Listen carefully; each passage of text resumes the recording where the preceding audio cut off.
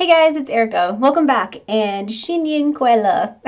There it is. There's my attempt at saying Happy New Year in Mandarin. I got to take that out for a spin today while I was teaching. It's actually New Year's Eve of the Lunar New Year, and we had some Hung Bao that I was using as rewards. I wrote their name with an ox and an apple, and it was really fun. This is actually my first experience. I've been with VIP Kid for like 3 years. My first time actually being in the States or being available to teach. I'm usually in Mexico doing something else where I don't necessarily have internet and certainly don't have time to teach. But anyway, I was here and it was really fun. But what I would like to share with you today is a skill that can pay the bills. This is a teaching tip that you can implement tomorrow, tonight, whatever it is that you're teaching next.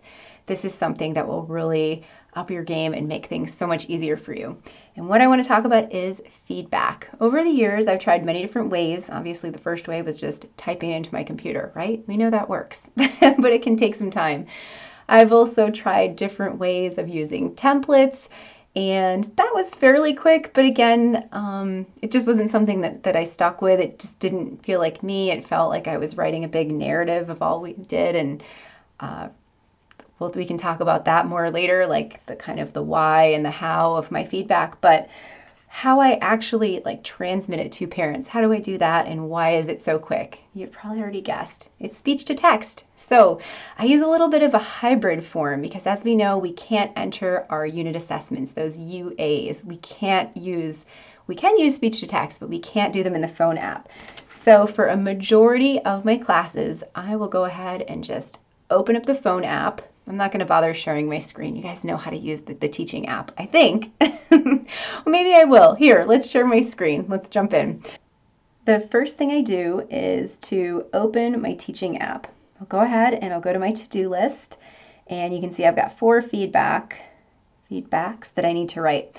So I'll go ahead and click on the first one. As you can see, I've kind of already started this process. Go ahead and I say everything I want to say. Hit done, and the important thing here is to hit next. You must hit next. Oh, now you guys can see it. I'm one of those teachers that often only leaves her initials. Sorry about that. Don't hate on me. We can fight about it in another post or something on the Hutong. Anyway, that aside, I go ahead, I back out. You can do the rest of the UA where you click on whether or not they did like good, excellent, whatever, whether mom and dad need to sit in on the class, the note to the LP, the teacher to teacher feedback, all of that can be handled, but I don't bother doing it because of this UA here. I'm going to have to go on my computer anyway, so I just leave the rest of that stuff for later. I go into the next one, and same thing. I do my speech to text, hit done, and hit next to save. You can see the pattern here now. I skip over the UA, and I go to my final one. I say everything I want to say, hit next, as we know. And then, how do I handle the UA? How do I do speech to text? You probably guessed. It's real simple. I go ahead and I use my messaging app. And you can see I was writing something a little earlier. This video took more than one take. So I'd go ahead. This is what I want to say about your lovely child, period. And you can see sometimes speech to text. Well, I guess it did pick that up. I did say wanna.